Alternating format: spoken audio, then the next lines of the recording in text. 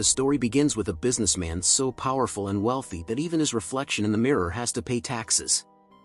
This is Sudeep, an industrialist who, instead of worrying about an important meeting, is at a shooting range showing off his shooting skills. Not a single target escapes his aim, impressing everyone around him.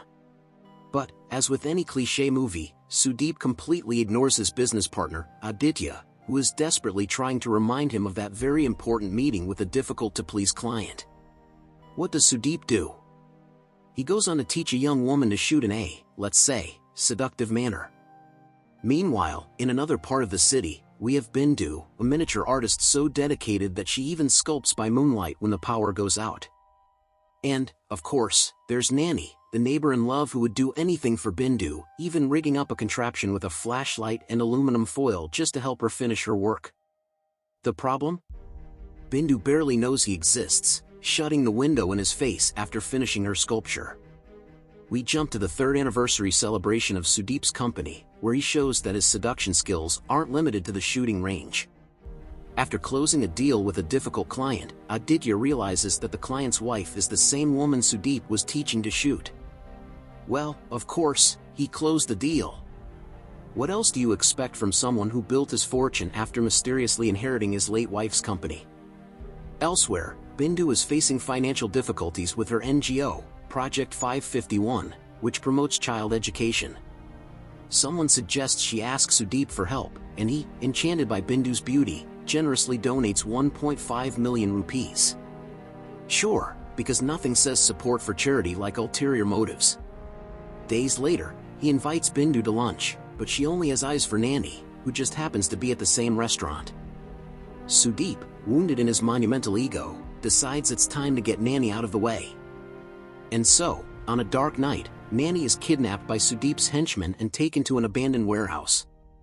After a brutal beating and a dramatic declaration of love for Bindu, Sudeep, consumed by rage, decides to finish off Nani.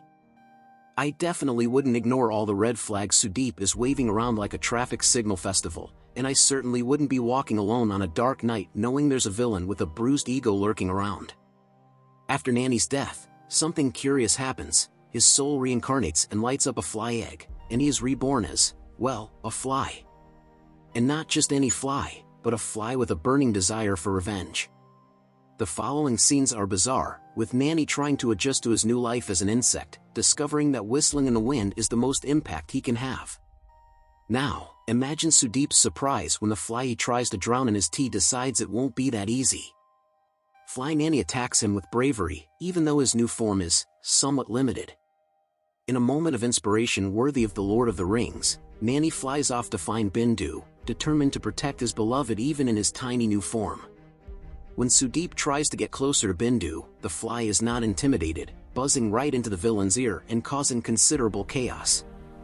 In one of the most comical scenes, Nani the fly takes control of Sudeep's sauna, almost causing him to impale himself on a sharp towel rack. The film's creators used motion capture technology to animate the fly, adding an impressive layer of realism to the little winged avenger.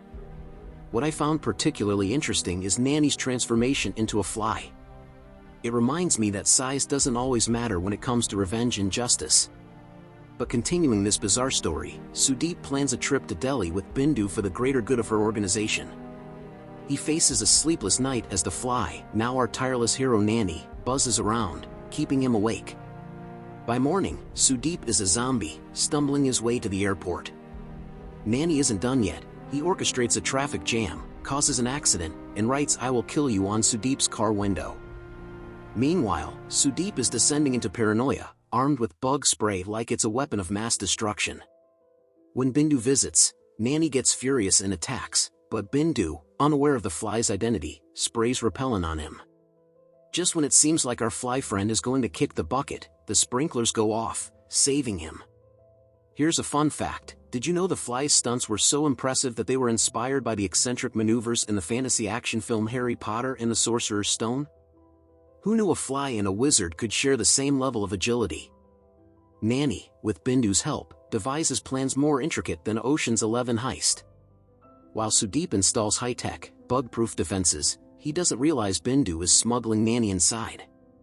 Sudeep's paranoia turns into a total breakdown during an investor meeting, where he loses both his dignity and potential funding. The man is a wreck, convinced that his downfall is the work of a single fly. Honestly, if I were Sudeep, I would have left town and started over somewhere without flies, maybe Antarctica. But staying and insisting on killing the fly only adds to the chaos.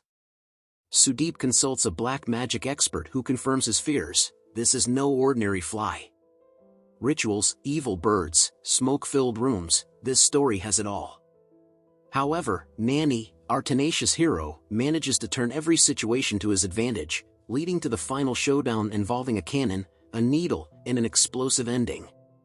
If I were in Nani's place, or rather, on Nani's wings, I'd certainly seek revenge too. But trying to fight a fly with a cannon? What a bold choice.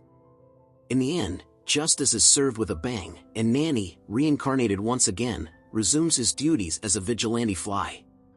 Stay well, folks, and let me know in the comments if you'd like me to bring more movies like this. Don't forget to like and subscribe to the channel. See you in the next video. And I gotta tell you, it was perfect.